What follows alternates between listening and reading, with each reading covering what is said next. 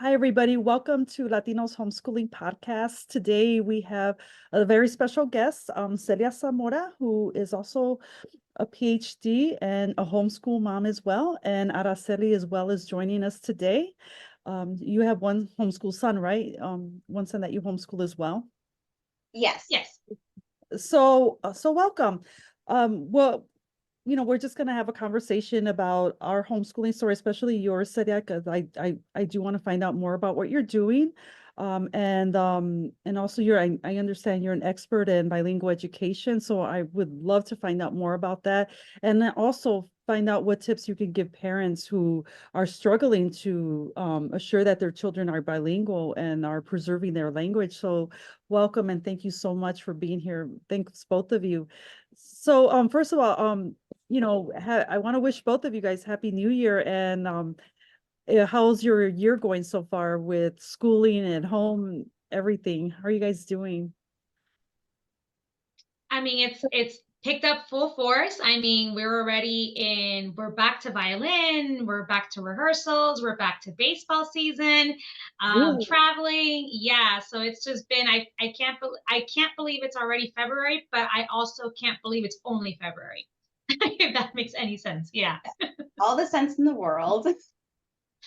Yeah, and when you said baseball, I assume you're in somewhere that it's warm because I'm here in near Chicago. There's no Oh yeah. baseball right now, but my daughter is starting to do indoor practice for softball. So that's Oh good. nice. Yeah. We're in Tampa, Florida, so it's baseball all year long. Yeah. That's nice. So baseball is in my horizon, and I'm happy about that because I'm not a big football fan. So No. I kind of want football season to be done with, which is good, right. I think all of us do. Are you guys fans of any teams that are playing? No. No, No. No. me neither. No. No. How about you, Araceli? Are you guys back into the swing of things? Oh my gosh. It's like Celia, it's like I can't believe it's, February, but I can't believe it's only February. But yeah, we're back in the swing of things. We just went on holiday. We went to Mexico on a cruise and to Honduras. And so now it's, back into the swing of things. Tomorrow he starts his new co-op, which I'm really excited about. It's a secular co-op with a lot of diversity and, just up my alley. And it's the first one of its kind here because, we're in Texas. So it's kind of hard to find those kind of things. Mhm. But also soccer season's picking up in a couple of weeks. So yeah, busy, busy, busy. I know it's like wow. And you guys have one. It's like I have three kids that I've been out. I had to drive my daughter to art class, which is 45 minutes away, and it started today. It seems like our break was really long. Our last day of co-op was the first week of December, and we didn't start it Mm, last week, and that's such a long break for me. And my kids get bored easily and they want to go back, and I think sure. that's actually such a good sign that what we're doing is great because I think all of us because our children are actually anxious to get back into the swing of things instead of dreading to go back to school or go back to Right. learning. And that when I dropped off my daughter this afternoon at her art class, it's she's been going there for the last 6 years already. It's been that long. This lady, she teaches out of her home and she is a homeschool mom herself, but her children are older. They're already in their 20s. She's already a grandmother, but she's continuing to serve the homeschooling community.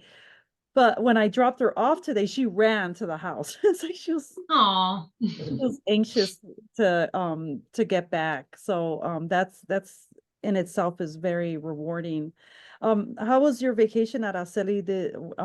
How did your son enjoy it? Oh, he enjoyed it so much. He got to see the Mayan ruins. I was like, let's touch the Mayan. We're like, this is history. Just feel feel the history running through your veins. And he was like, Mom, that's kind of weird, but okay. Really? So it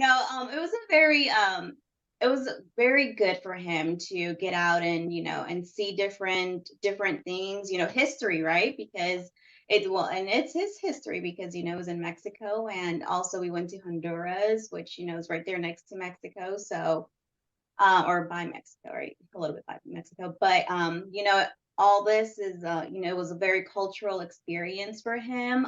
We plan on going back just because I don't feel like he got enough, right, of the culture. So I do plan on taking him back to a different part of Mexico, maybe Tulum next time, so we can, I just want him. I got the concept from your group, actually, the Latinos homeschooling, world schooling, because one of the moms there, I can't remember who it was, but she wrote a blog or something, and you published in it, and I thought it was just so fascinating how she takes her children on these excursions, and they get to Mhm. learn so much history and so much diversity, and which makes them well-rounded individuals when they grow up. So I was like, I saw that idea and I was like, oh, we're doing this, we're doing it. And so yeah, so that is one of the top things I learned from your homeschooling group, right? Because I had never even thought of that concept until I read it. I read her blog and I was like, oh, that's wonderful. That's such a good idea. And it teaches them so much Oh yeah. that, other kids don't get to experience. So I thought that was beautiful.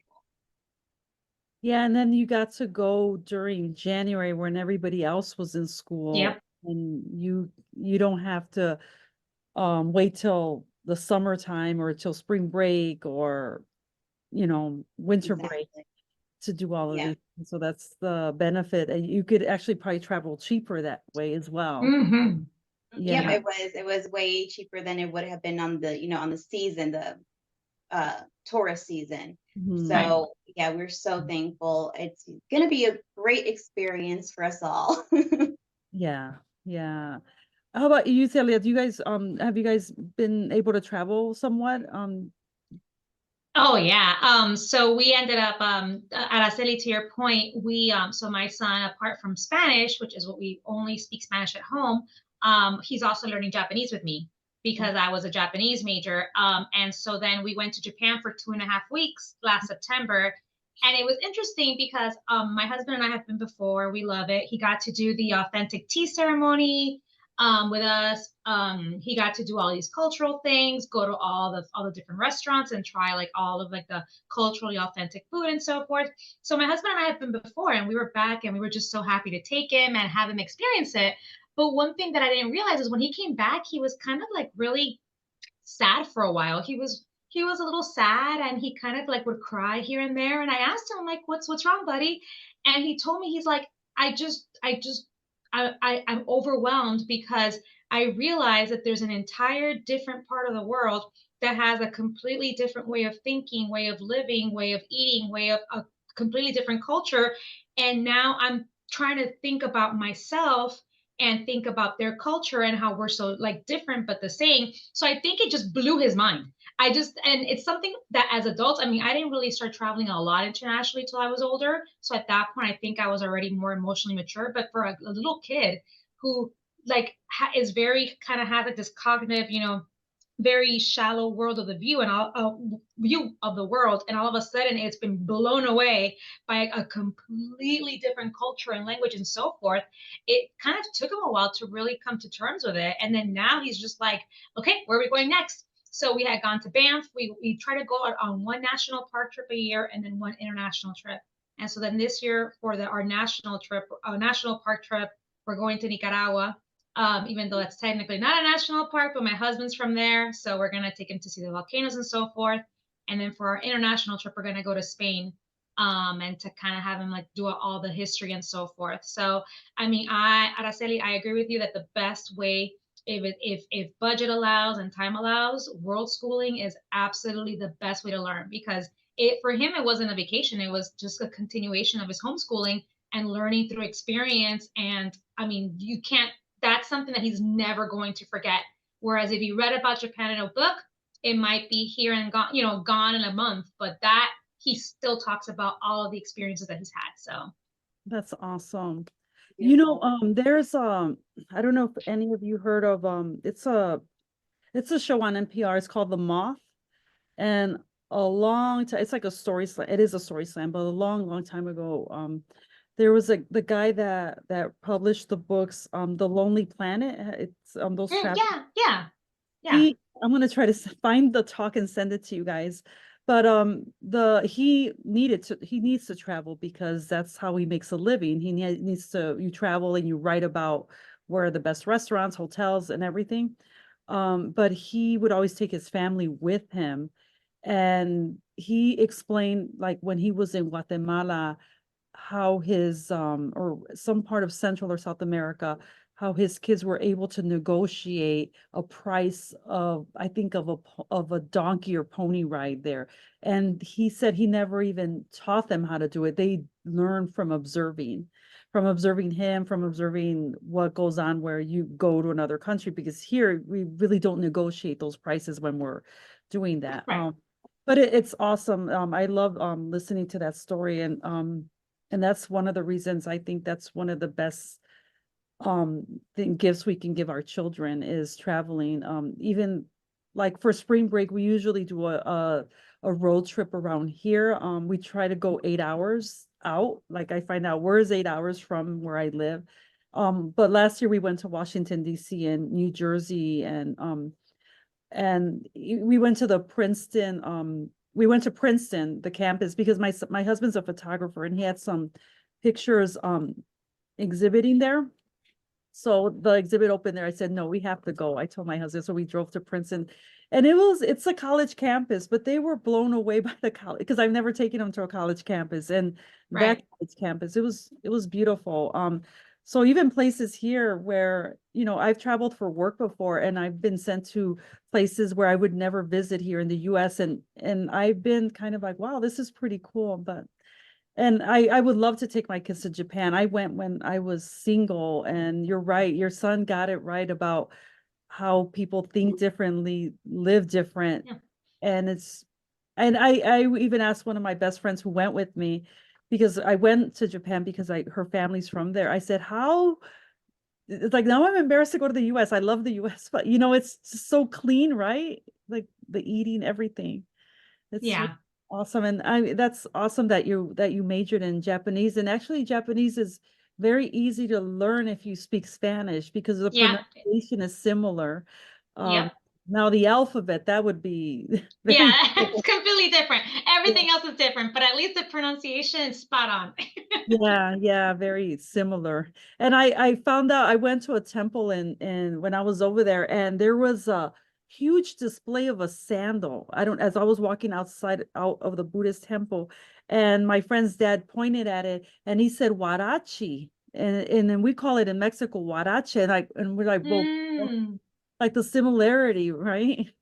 yeah, Now you wonder, where did that word come from? Did Spanish get it from Japanese or vice versa? yeah. It's that's something to, I guess, to really ask you, right? Yeah, I'm not sure where the etymology of that word is, but I do know that, language continuously borrows from each other. And I mean, just so many words come from all over the place, that it's just really fun. Like even like futon or shampoo that comes from Hindi,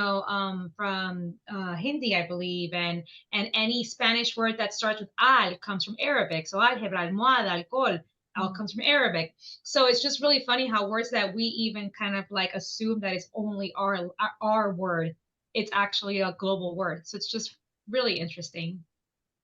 Yeah, that's awesome. So you went to school for you majored in Japanese, right?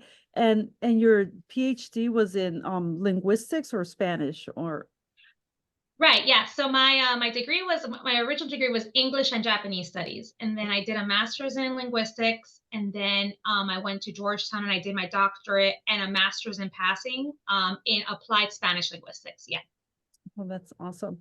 And I just want to talk about a little bit about because a lot of our community what we in Araceli, what I don't know how long you've been in the group, but for years a lot of parents struggle assuring that their children are bilingual, or they're looking for resources. And that's one of the reasons that as an organization right now, we're piloting some classes like for bilingual ed, for Latino studies. And our goal is hopefully in the fall to get the program launched formally. But what would you tell like my husband and I don't know how it is within your family, but we speak English to each other, even though we're both Mexican. And my husband told me, when our kids are born, you need to speak Spanish to them because my parents never taught me. So that's what I did. But now as they're getting older, they're having a hard time continuing that, even though I always speak to them in Spanish. But then sometimes I'll say something to my daughter and then she'll respond in English and I won't think anything of it. I'm like, wait a minute, no, she has to talk to me in Spanish. But yet I don't want to make it a way like a negative, forceful thing, like, Sure. what advice would you, from your professional and your personal perspective? Yeah, so I'll preface this by saying that my entire career, the reason I went to my doctoral program, all of my research, my articles, my publications, everything I've done has been for heritage language speakers, which is exactly what you described right there. So essentially what a heritage language speaker is a speaker whose first language, for example, is Spanish. So you either grew up, you were born in a Spanish speaking country like I was from Venezuela, and then you emigrate to an English speaking country, or you were born into a household it was Spanish only in a house, and then you start going to school and being exposed to basically a country and everything, culture, society, your schooling, media, everything. Your friends only speak English. So what ends up happening is essentially your native language, which is Spanish, starts kind of going down in terms of dominance and your English starts going up. And so then you kind of start having this unbalance of, well, now I don't fit here nor there, right? So I'll give you the example of my husband and myself. So we're Venezuelan immigrants, moved to the US when I was 6. My parents made it a really, really big goal. I always call them the original language advocates because Spanish only was the household. And even though everything outside was in English, inside was only Spanish. I just can't fathom speaking to my parents in English. And my parents could speak English. I just can't fathom it. It would just look weird. But regardless though, and I'll get to this in a little bit, every child goes through that kind of rebellious period where they don't want to speak to you in Spanish. They rather speak to you in English because it is the easiest way. There is a theory in language called the theory of minimal effort, or it's actually a law of minimal effort, that you're going to use the least amount of effort for the most amount of communication. So that's why that's in any language. So for example, you don't say, I want to go to the mall. You say, I want to go to the mall. I'm going to do this, right? Because that takes fewer syllables, fewer stress coming out of your mouth to be able to say the same thing. So for a child who's constantly exposed to English and knows how to say everything in English, they're obviously going to just communicate a lot faster and easier in English, even though the Spanish is in there. My parents, every time that I would do that, or for example, my mom's favorite example is we were celebrating Easter when I was younger, and I couldn't figure out the word for basket because, I mean, how often do you say basket in Spanish? So I asked her to get me the basqueta. Oh my gosh. So she made me go to the dictionary in Spanish and write out the word cesta like 100 times so that I would remember. Not the best way, but it is what it is. My husband's family, on the other hand, they wanted to learn English and they just wanted to get to communicate. So they would speak to my husband in Spanish and my husband would respond in English. And they were just like, I don't care. I'm not going to fight this battle. You do whatever you want. So what ended up happening is that as we grew up, my husband and I met in high school. I was very, very proficient in Spanish, and my husband was not proficient at all in Spanish. He could understand it, but he could not speak it. So then as we started dating, I told him, hey, well, my kids are going to be bilingual. For me, multilingualism is a very important thing. So you're going to have to start speaking Spanish to my parents and in our household. And his language proficiency, because he had to speak it with his engineers at work in Miami, and because he had to speak it with my parents and eventually with our son, his language proficiency grew. So a few things. So what does that mean for us? Well, the most important gift that you can give to your child is to speak to them in another language and have them speak to you in another language. And yes, it's going to be a battle. I guarantee you it's going to be a battle because I'm currently going through the same thing with my son, even though my son is learning Japanese also, even though my mom, he knows that my mom is a doctor of words and we talk about all the time why language is important. He still fights with me. Like we're talking about baseball and he'll he'll code switch to English. So then what I do is, no te entiendo. ¿Qué? ¿Qué? No te I said that entiendo. too. And then he's like, oh, and then he'll like repeat it in Spanish. I'm like, okay, perfecto. But then what I also do though is I will applaud him and I will give him a lot of positive reinforcement when he does speak to me in Spanish a lot. And one thing that's extremely important, and this is probably the best piece of advice that I will give, don't overcorrect your child.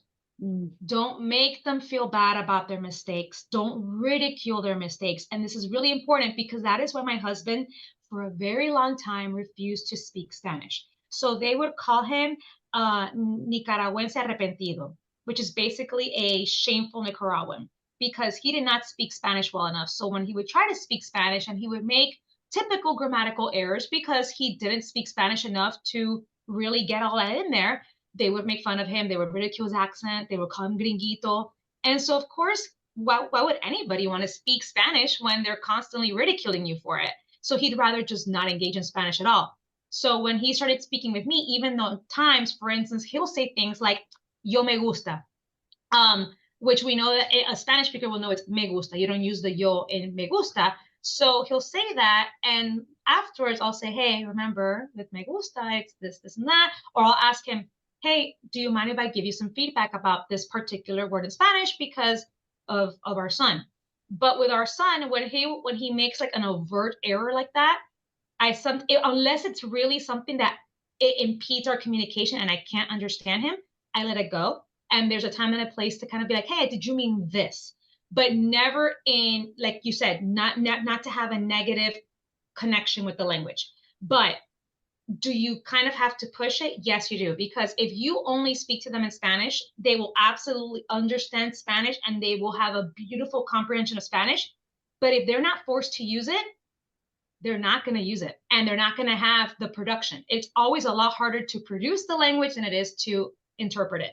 So the more that you can push your children to produce Spanish for you, that is how you will get them that language proficiency. And in terms of grammar and writing and reading, that can come later. You can either outsource that with like an outschool class. I can give you a lot of links afterwards for some really good resources. And also like some really good tutors and everything. So that's fine. And you can obviously do that afterwards. I will be very blunt. I learned Spanish grammar when I got into my doctorate at Georgetown. Because I knew Spanish, I could speak Spanish. And then I remember sitting in that first Georgetown class, we were talking about syntax, and I was supposed to be a Spanish teacher. And they asked me, okay, well, how do you conjugate the pluperfect subjunctive in the third person? And I'm like, the what? But I used it all the time. Si hubiera hecho esto, me habría gustado esto. I used it, but could I tell you what it was called and how to conjugate it in the third person? Absolutely not. So I would be studying syntax during the day and doing all of these like really high level graduate things. And I would go home and be reading a Spanish textbook just to learn all these things so that I could then apply it and teach it to students. So I didn't officially really learn grammar and how to like put the accent marks and everything until I was an adult. And that's okay. When, as we all know, with homeschool and self-directed learning, when there's a reason for you to learn it, you will learn it fast. Versus you sitting at like an after-school program or a Saturday school and getting it, thrown at you in like worksheets or drills. You don't need to do those things. Just communicate and have your child communicate to you in that language. That was really long. I'm sorry. I hope that answered your question. No, that I love that information that you're giving us because a lot of people feel very discouraged. And actually we're, a lot of the younger parents didn't learn Spanish at home. Their parents didn't Right. teach them. So they're at a point where like they're like, where can I get resources to teach my child Spanish if I don't know it? So that's also needs to be, I guess, figure out a way to encourage the parents, or how Yeah. somebody work with a family like that wants to pass on the language, but yet they don't know, they're not able to pass it on. I've actually already have met grandparents that are Mexican and don't speak the language to their child. I mean, that is, I don't want to say shame on them. It's not like that, because maybe, like, a lot of us Latinos know there might have been some negativity Yeah. with Spanish, especially if a lot of Mexican immigrants, who, everybody really, but you were told speak English, speak English. Mm-hmm. When I was growing up, my mom was like a lot like your mom, very you know, my mom was a teacher in Mexico. She was very passionate about passing the language on to us.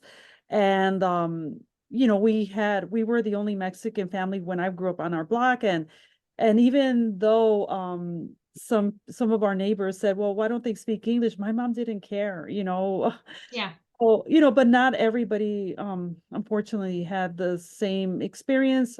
Sure. Even in Texas, some people would get punished, Oh, but yeah. but I guess my question would be, how would you what advice would you give to those parents who aren't able to pass a language on to their children because they were never taught that? Sure. So, I'll start off with having minimal language, because I do know that that's a concern. Like, oh, my Spanish is really broken, or I know that I don't speak good Spanish, Mhm. so it's better that I don't give that to them. No, no, no. Give them whatever Spanish you have. That's Mhm. already a good start. Even if you think it's bad Spanish, if you think it's broken Spanish, because your children will fix the grammars themselves. When they get all this exposure, they will fix their own internal grammar.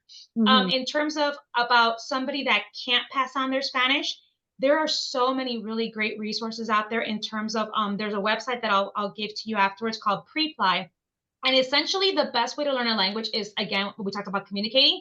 So Mhm. you can get Spanish tutors online that can easily, adapt their lessons to the kids, whatever age level, and they'll just Mhm. be a communication partner. It'll just be them speaking Spanish back and forth at a very novice level, and then that'll start building up the proficiency, and then expose them to as many things as possible. If they like watching any show on Netflix, put it in Spanish with English subtitles, especially if they've watched it before and they already know the storyline. Put it in Spanish, because at that point they're less focused on understanding what's going on because they already know what's going on, and they're Mhm. more in tune to the language.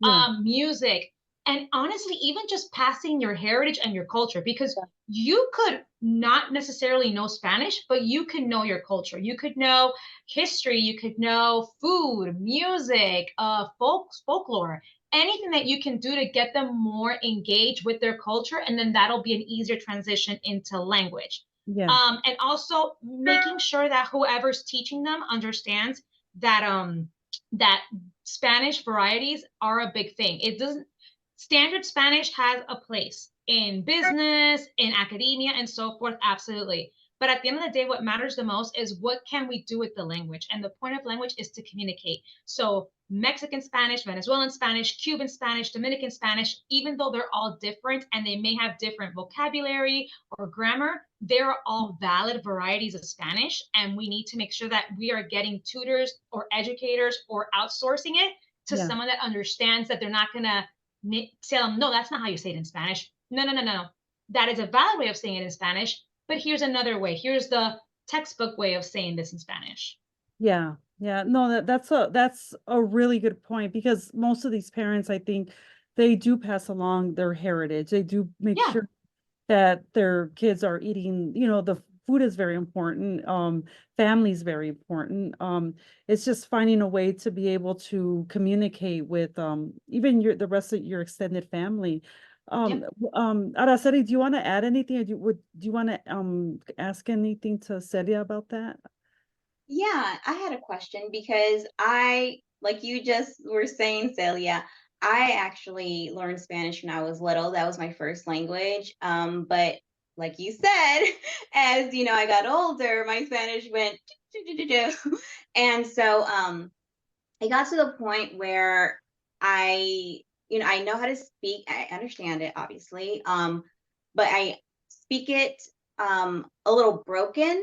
Mm, And so now it almost not only was I made fun of, but now it's come to a point where it's like an imposter syndrome thing, right? Because mhm, it's like, oh, like, yeah, I'm Mexican, but like I feel like such an imposter sometimes because mm, it's like, oh, I know how to communicate in Spanish, and like if I'm very forced to, right?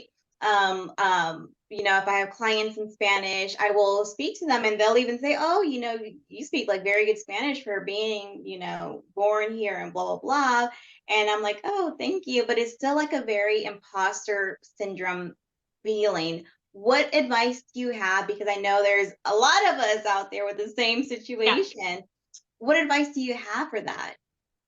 I even though I have a doctorate in Spanish and I've published in Spanish and all these things, I still feel like an imposter. I feel like I'm not Venezuelan enough to be accepted in Venezuela because I no longer have a Venezuelan accent, and a lot of my vocabulary is kind of like not Spanglish, but it is kind of like Americanized Spanish because we do have our own variety of Spanish in America, right? But Mhm. I'm never going to be American enough to be American either. Like my English is never going to be good enough to be an English native speaker. And my Spanish is never going to be enough to be a Spanish speaker. So I think one first thing that we need to kind of like realize and heal is that we don't belong to one or the other. We belong to both. We Mhm. can have our feet in both, right? Now, the other thing that I will say to that is I know plenty of people who embrace their Latino identity and they don't speak a word of Spanish. And that is okay because our identities are who we are based off of where we come from and what we look like and what we have in our heart and what's passed down to us, not necessarily by the language that we speak. So that is another thing that we need to kind of come to terms with ourselves. And I think that by having that word heritage speaker, I think really empowers us because now we have a word for what we are. And I know that on TikTok, I saw that they're calling themselves no sabo kids. And I think that that's really great because I think that once we have a term to identify what we are, it kind of gives us power, right? Because like, okay, yeah, we are bilingual. Bilingualism is not measured by having an advanced high proficiency in any language. Bilingual means that you can navigate both cultures, you can navigate both languages, the most important thing is what you can do with the language. You can always continue to grow your proficiency in your language. For example, you can grow it by like the same thing we talked about, forcing yourself to speak more Spanish with either your clients, with people at restaurants, with your family members, engaging in more Spanish resources like reading books in Spanish, listening to podcasts in Spanish. Those are the ways to making sure that you're continuing to engage to kind of grow your proficiency, but you are enough the way that you are. You are enough with your level of Spanish, with your culture, with your identity, and don't ever make anybody make you feel less than because you are not, because you have a superpower that Mhm. you can navigate being an American in an American culture and you can navigate being Mexican in a Mexican culture. Even that might look a little different, but you can navigate both. And that is a massive gift. And I would feel the same way as you, Araceli. We would go to Mexico a lot when we were growing up.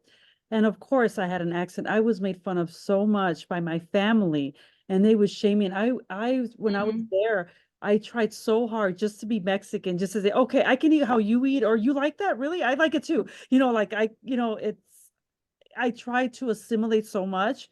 Yeah. Um, and it, and I was so shameful of my accent and now, I tell my kids, I mean, because when we were down there the last time, I caught some kids imitating my kids' Spanish, like, but not in a very friendly way.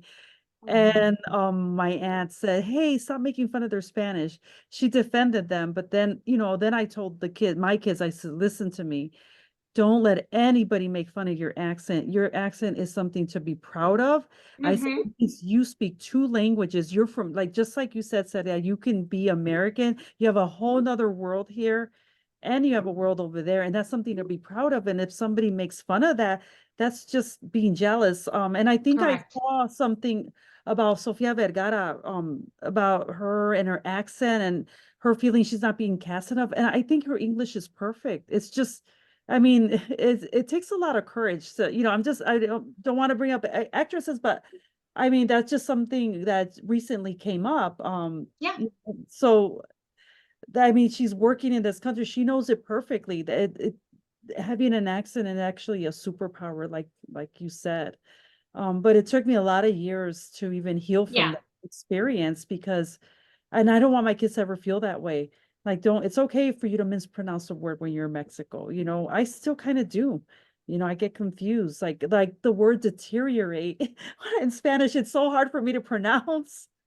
And I mean, to be honest, and what I tell my son too, and what I used to tell my students when I taught languages was think of the most monolingual speaker that you can think of. Even monolinguals that only speak one language can't pronounce every single word correctly. I mean, you used to remember George Bush Jr.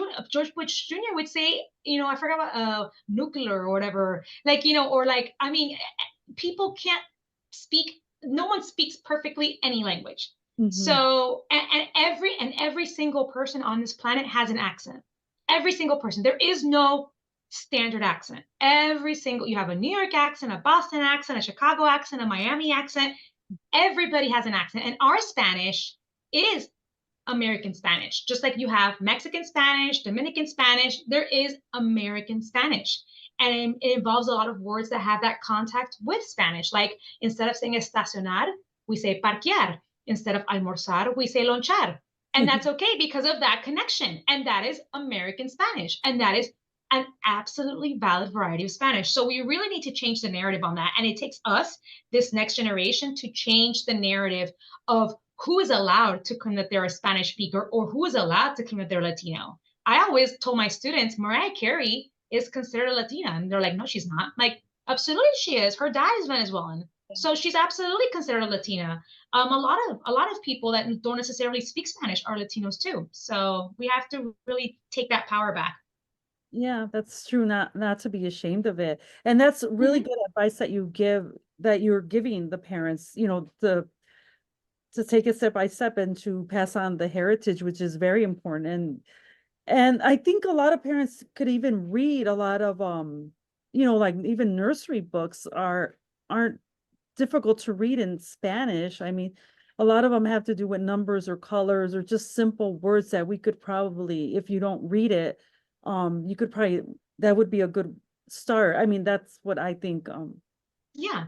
Yeah. So I mean, that's another way to pass it along. But Yeah, um, I agree. I have a bunch of little Spanish, the board books, they're Oh yeah. considered the baby books, but that's how I, teach it to Yanni is I just, read those books to him and, he ingests it, hopefully. But he also just started talking when he was about 5 full sentences because he has autism. So, um, so now, now trying to be bilingual, I'm trying to teach him the Spanish too. Is That's how I started. Even when he was little, I would read him the little board books, and so that's a great suggestion. I, Yeah. I love that. mhm. Yeah, those are quick reads and they're fun and they usually like Yeah. over and over, Yeah. right? Yeah. Um, so your son, how that's awesome. So he speaks both languages and the English is and part Japanese, right? So is Yes. also learning are you teaching him the alphabet too? Yeah, he's writing hiragana and katakana. It's a little harder to read the kanji, but yeah, he's absolutely doing it. So he's kind of like self-learning, he's self-teaching a little bit, and then he also has some extra kind of like tutoring outside where that's where he gets his Japanese from. And then he used to do it where we were living in DC. He used to have karate classes, and then they would teach him the calligraphy. But now in Tampa, baseball has taken over everything. But it's always really great to engage your children as much as possible. So Shohei Otani if anyone listening knows baseball, Shohei Ohtani is like the it person in baseball, and he doesn't speak English. He only speaks Japanese, and he constantly has his translator and his interpreter with him. So every time that we watch an interview or we watch the documentary of Shohei Ohtani, he is starting to pick up words, and I'm like, look, see, this is exactly why you need to be Japanese and English, because now you can play baseball in Japan. And we did go to a baseball game in Japan, by the way, which is That's really cool. completely different than, I mean, they do baseball a million times better than we ever could, which is, How is it better? I'm really ashamed. I mean, they practice their chants. I don't know how, but I mean, their chants are so coordinated that they have a specific chant for every single player, even for like the manager that comes up. They have chants for specific, like if they have, you know, 2 strikes and 3 balls, they'll have a specific chant for that, and with like dances and everything. The food is superb. I mean, just they're really doing baseball a lot better than we. I mean, they even coordinated all their colors, and I'm not talking about like a group. I'm talking about the entire stadium. So we were really unprepared when we went to that baseball game. But again, that's something cultural, that's something that he loves. So that for him, picking up all of those baseball chants and everything was more applicable for him and engaging for him. So, but we are Spanish in this house. When we do a lot of homeschooling, it does have to be in English, but when we talk about it or explain it, like we have to do it in Spanish. And in fact, it's funny because when we go to the park, especially when he was younger, especially if you're bilingual, you might understand this story that there are times that he might do something and I purposefully spoke to him in English so that the other parents understood that I was telling him he shouldn't do that. Like if he was like touching a kid inappropriately, I would say in English, to Francis, you know, we don't touch our friends. And then he would look at me and say, why are you speaking to me in English? That's weird. Speak to me in Spanish. So we've already kind of cultivated that culture of mommy and daddy speak to you in Spanish, you speak to us in Spanish. But like you said, Gisela, my husband and I speak to each other in English. So sometimes we have to force ourselves to speak to each other in Spanish in front of our son so that he doesn't start feeling like he's enabled to speak to us in English too. So it's just a constant game of balance, and yeah, but it's worth it. I know that a lot of my friends that aren't as fluent in their heritage languages always say, I really wish my parents had taught me my heritage language. I really wish my parents would have forced me to speak it. Like, I haven't met one child that said, I can't believe my parents forced me to speak, you know, Chinese at home. Like, I've never, in fact, it's always been the opposite, that they wish that they would have spoken more, because you're giving your child a gift that when they go into the workforce, they already have an upper hand by speaking another language, by being multicultural. And of course, the benefits of being bilingual go past beyond professionalism. They've already, so much research has shown that knowing more than one language reduces the age of and the possibility of Alzheimer's, of dementia.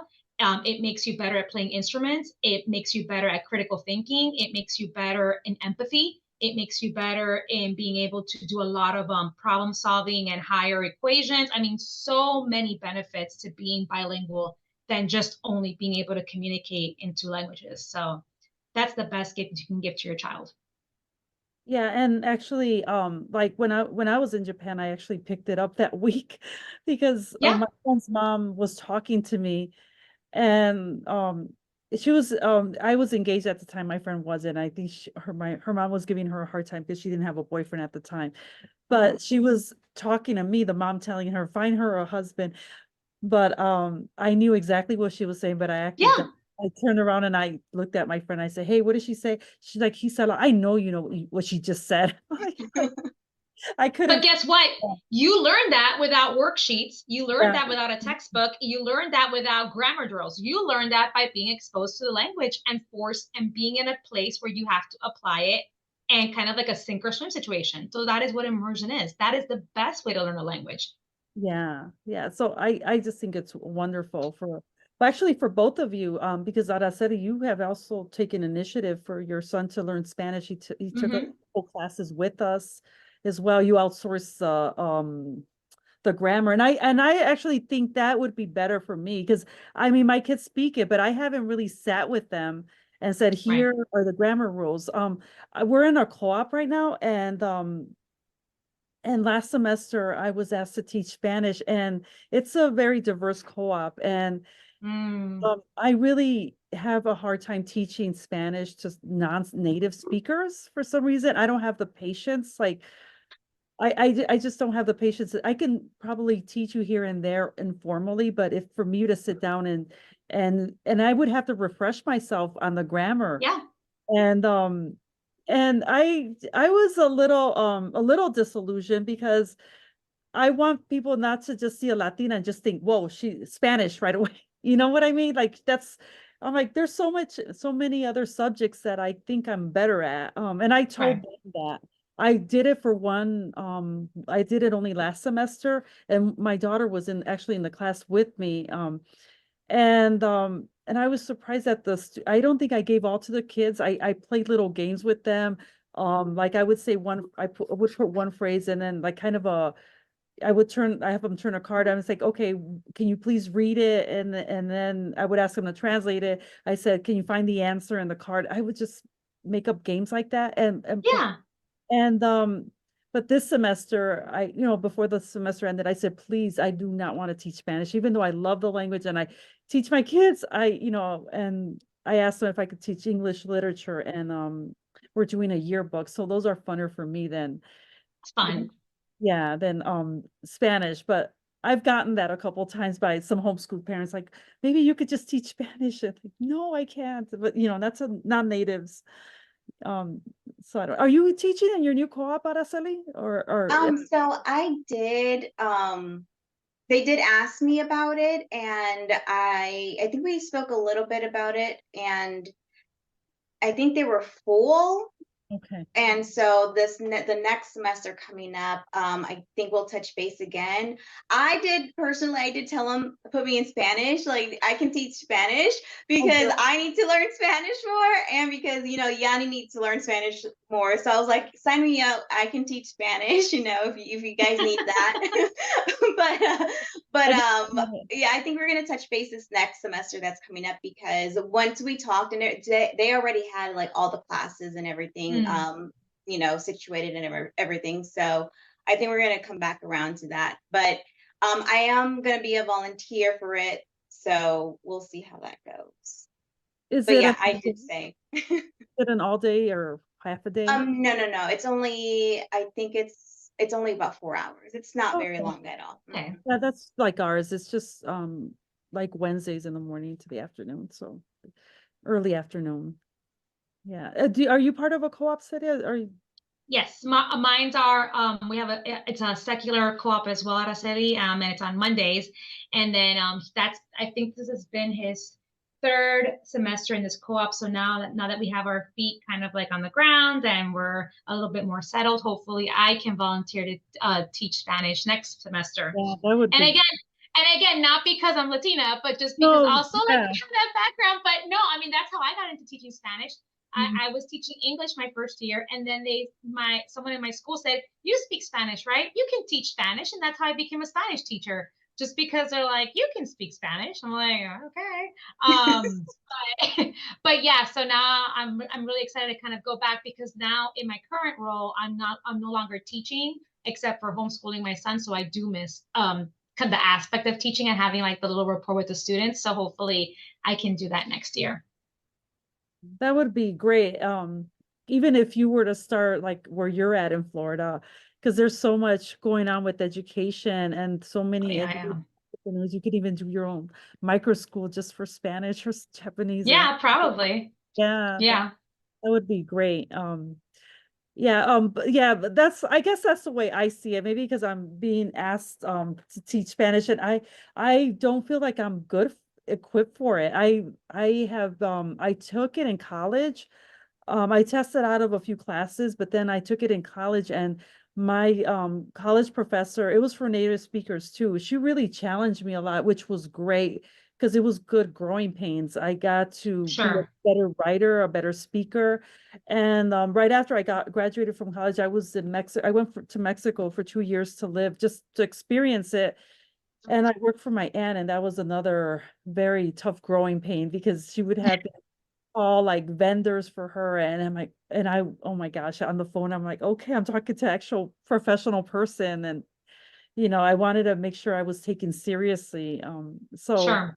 all of those experiences helped me a lot with my language and being passionate about it. Yeah. Yeah, So I think you're completely valid, and everybody always assumes because we're Hispanic or Latinas Yep. that here you go, you speak Spanish, you can teach Spanish. No, I think you're completely valid in that, 100%, because yeah, I've gotten that a lot too. So 100% yes. And by the way, it's not like anyone goes up to an English speaker and says, "You speak English, right? You can teach English." Like, Right. no, there are plenty of people that say, "Absolutely not. I'm going to teach math. I'm going to teach history or science, not English." So just because you are a speaker of that language doesn't automatically make you the grammar person that can teach that. Absolutely not. yeah, or Exactly. the person who should be teaching it as well. But I also get experiences where, because I always speak Spanish to my kids in public, and I was at a Boy Scout event, and a lot of the families there are Latinos too. Like we're like half and half. And we were doing a fundraiser, and when I forgot what I was doing. I think one of the high end, the top person of Scouts asked me to count the money, because I used to work in banking and everything, so I could count fast. And one of the moms, I think, made the assumption, I don't know, like she like, señora, no se hace así, venga para acá. Like, I think she treated me like I was just here. I just got here. I don't know if that makes sense. Yeah. Yeah. And even some Latinos have treated me like that when I'm speaking in public, Right. you know what I mean? And I tell my husband that, he's like, I think that's in your head. I'm like, well, he can't tell me what I feel, but then I feel Right. that I don't want to respond like, well, who do you think you are? I speak English, but that shouldn't be the way I respond. And I just continue in Spanish, like, okay, está bien. You know, Very confused. are you about what I said, or just about, In a oh, very confused situation, that would be like, yeah, I yeah, would be like, what? Yeah, exactly. yeah. So yeah, it's crazy. So that's also what we should probably associate people who speak Spanish as being as smart as us. And I think sometimes Absolutely. some of us probably who are also Latinos probably think, well, this person can only speak Spanish. I don't know. It's just changing the mentality and giving, I don't know.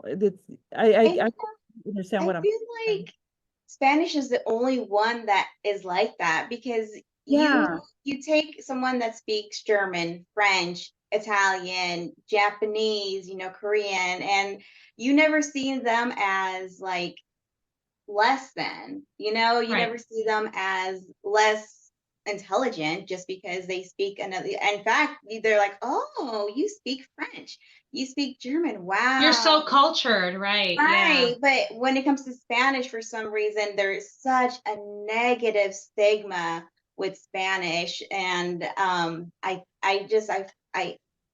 very confused by that. Yeah, and it's unfortunately I mean, it's Spanish is like one of those languages like highly politicized, especially with every time that someone talks about immigration. I mean, it's just really and like back to your point, Gisela, of when you were talking about a lot of, especially Mexican Americans haven't taught their kids Spanish. I know for a fact that in places like in Texas and in Chicago, it's kind of like the deglossia of like, well, if you're a Spanish speaker, you are clearly lower class and you clearly are uneducated. So let's just pretend that side of you doesn't even exist. Let's only have you speak in English and give you very Americanized names so that you don't have that stigma on you.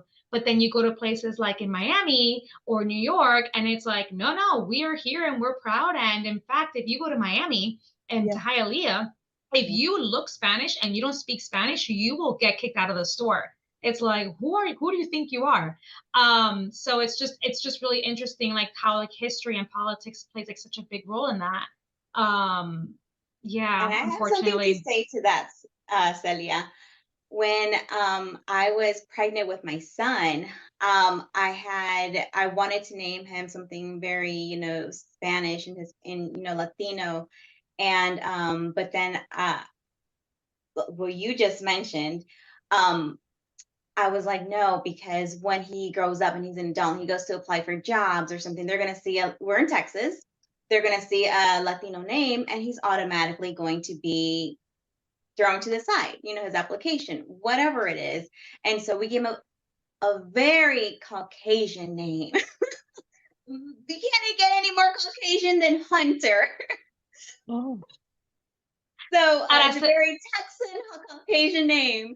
And so his first name is Hunter, but his middle name is Yaniv. And so we call him, by his middle name, Yanni. He only understands, and for a very long time he didn't even know his first name was Hunter, but now he understands that Hunter, it's when we go to the doctor or somewhere formal. And even then, I make sure to tell them, oh, he doesn't go by Hunter, he goes by Yaniv. So yeah, you just hit it right on the nail, because that's exactly, we're in Texas, that's exactly our thought frame here, which is really sad, and now I regret it. Now I completely regret it. I wish I would have named him Alejandro or something, Latino, so that because and it's so funny because he's very proud of being Mexican.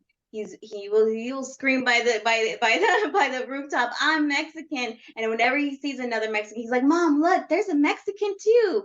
And so he was so happy to be in Mexico finally. He was like, they're all Mexican here, and he was so excited. It was so beautiful. But so yeah, I regret it now 100%, and I wish I could change his name. I mean, Araceli, my son's name is Jude Francis. I mean, like it is what it is, right? But what I have kind of told him and have told others is Jude Francis. My son, having his name be Jude Francis does not take away anything from him having a Latino identity, just like it doesn't take away from your son being Hunter, because he is proud Mexican and he is proud Latino. And in fact, I mean, we never take a look at that, right? That like there are so many American, monolingual Americans that are named Carolina and Ana, Maria, and like we don't think twice about them not having an American name. So Jude Francis is if my Latino child who comes from Latino parents, if we named him Jude Francis, it's because we love that name, and that now that is also considered a Latino name too. But I absolutely understand that, because that was my thought process too. But I think we just need to kind of like change the narrative on that as well.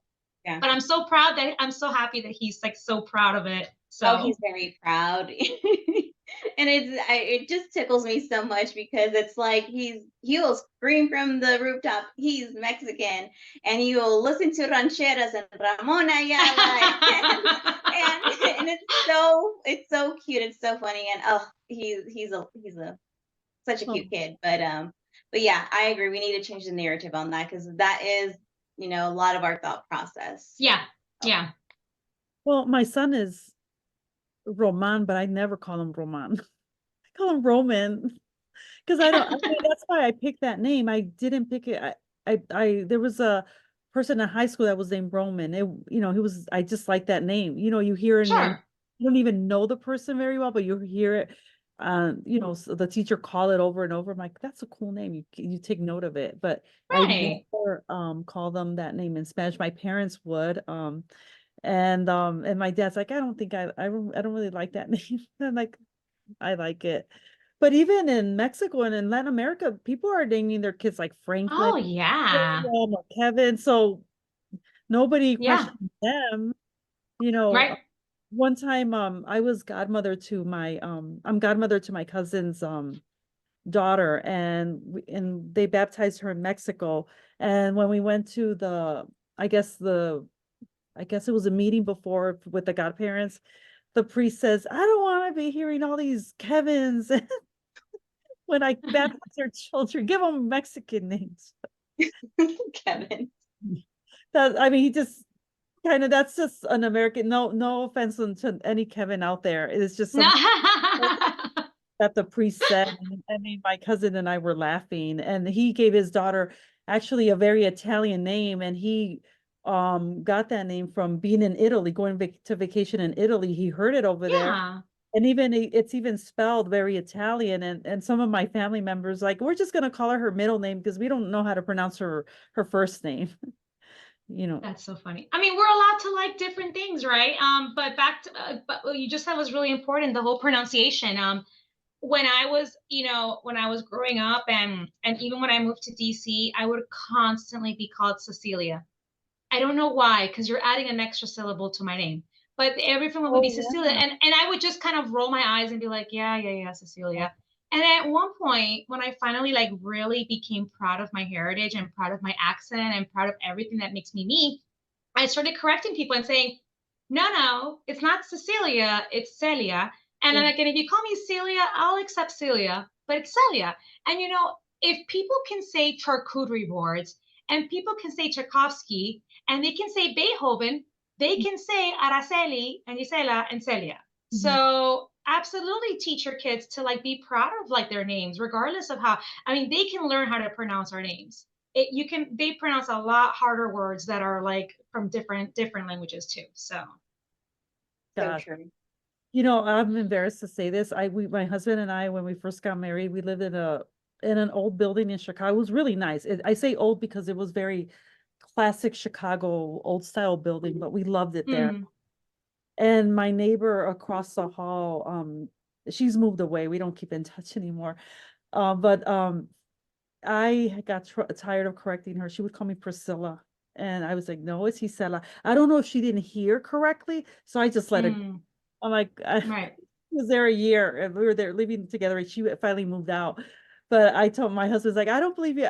You never corrected her. I'm like, I tried like 3 or 4 times. Then I felt bad, because I had my daughter, she would come over, give me gifts, and then, okay, Priscilla. I'm like, okay.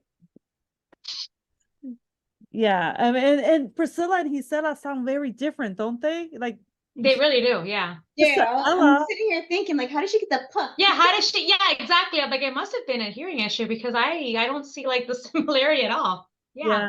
Yeah. It's crazy. Even with my name, for a long time, like you said, whenever the teacher would take attendance, I knew when they got to my name. I'm like, come on, it can't be that hard. You know, Right. it's not something out of this world. And I never like to pronounce it in English for some reason, because I was embarrassed probably to do it because that's the name my parents always called me. And I didn't want to do anything. So I just kept on calling myself Gisela. Now people I don't even care that much. Like, I've had coworkers that will call me, oh, Giselle, because they just don't want to call me Giselle. But I tell my husband, I only give a pass to certain people, like, no, to call me. Yeah. And that's your name. You're allowed to. That's part of that was the first gift that your parents gave you. And for a lot of us that are immigrant children, sometimes that's the only thing we took with us from our country. So you absolutely have every right and you're valid in correcting people and saying, no, that's not how you say my name. And then you can correct them and make that a teaching moment. Yeah. I've been totally saying your name wrong.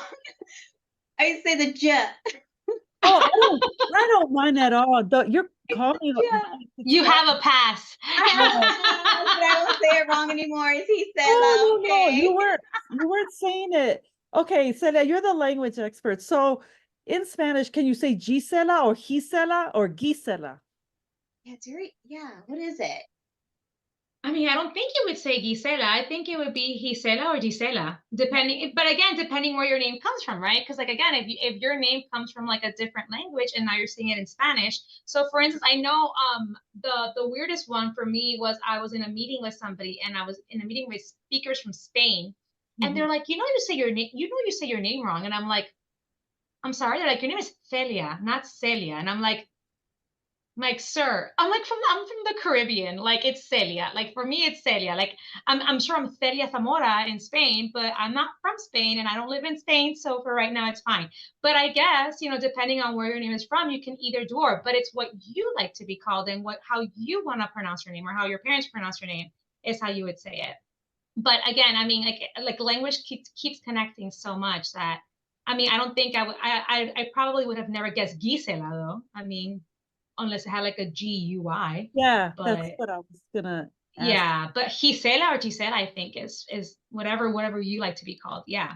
Yeah, no, I honestly don't mind Gisela or even like I love when people call me Giselle, but like in a Spanish pronunciation. And I was called that in Miami. And that's one of the reasons, like in Miami, when I was there, I've been there a couple times. One of the times was for work. And I remember getting out of the walking out of before walking out of the airport, I requested an Uber and I was walking and I saw where the Uber was. Then I saw that the Uber passed me. So then I got on the phone and I called the Uber driver. And right away, he didn't even ask me. He started speaking to me in Spanish. Okay, tranquila. Toda la vuelta. Didn't even ask. That's Miami for you. That's Yeah, and Miami. that's what Yeah. I love. Unapologetically, you know, I voy Yeah. tranquila, even with the comfort of telling me tranquila. No, Yep. Yep. That's Miami. yeah, that's awesome. I love Miami, and um it's so beautiful. It's such a for me it's such a big culture for such a small city. Oh yeah. And I always tell my husband that I'm like, let's move to Miami. He's like, no, I like Chicago. I wouldn't move You back know, to Miami. I wouldn't. I know. I miss it and will visit, but I wouldn't live there. No. really. No. Maybe I'll have to Yeah. be there a few days to figure out how it is. Yeah. Be in the traffic a little bit and then let me know what you think. Yeah. Yeah. But Celia, I really thank both of you actually for being with us today. But any other if you can share any resources or anything with the parents, I can share links, or if you want to give them any last words of encouragement for because that is something that goes on a lot in our group about Yeah. parents basically losing hope and then feeling guilty at the same time, but anything that would give them the courage to move forward even though it gets hard, for them to keep going, to be persistent about their children learning Spanish. Yeah, so I will be sharing a lot of links with you, including my LinkedIn and my email. So any parent that just wants to kind of schedule a Zoom call with me and then we can just talk it out, and or kind of like you can run some things by me, I'll be more than happy to do so. Add me on LinkedIn. I'm currently the director of a nonprofit organization called ACTFL, which used to be known as the American Council of Teachers of Foreign Language. And because I'm the director there, one of the things that we're really focusing on is kind of creating a space for homeschool parents, that it can be kind of like a community for any homeschool parent of bilingual children or that themselves bilingual can go there and get resources on how to teach a language, on how language acquisition works, get all those resources. So we are working on that. But so yeah, so I'll give you all those resources. But really something to leave you with is the point of language communication is not about passing an exam, passing a grammar drill, being able to do any. It's what can you do with the language? And Mhm. if what you can do with the language right now is communicate at a very basic level and kind of like survival language, then that's fine. You can grow that. You can always continue growing your Spanish. You can continue growing whatever language that is, but that is you. That is part of you. The one of the most easiest way to insult somebody is to insult their language because that is one of your first pieces of identity. So don't let anybody make you feel less than for what you can do with your language. Focus on what you can do with it, not what you can't. And every day that you speak that language and every day that you're passing on that language, no matter what it looks like, whether it's perfect or broken or a different variety, you are passing years, decades, centuries of folklore, of history, of culture, of love to the next generation. If we stop speaking to our kids in our language, our heritage will die, our culture will die. And we've seen that happen with a lot of languages. So, whatever you have to give it to your kids. I guarantee you that even if they're fighting you right now, they will grow up to thank you for giving them this amazing opportunity of being able to express themselves in a different language, to express their culture, to express their heritage, and eventually to really have their identity. So no matter how hard it gets, just keep going, and we're here to help you. Thank you. Do you want to ask anything else, Araceli? No, I think that this was an amazing conversation. I think it'll resonate with a lot of homeschooling parents. And I learned so much from you, from both of you, right? Every time I participated in anything with Gisela. Mhm. Yeah. It's always a good time. It's always a great learning experience. So yeah, definitely. I love this. Thank you, guys. Thank you. Thank you. I'm going to stop recording.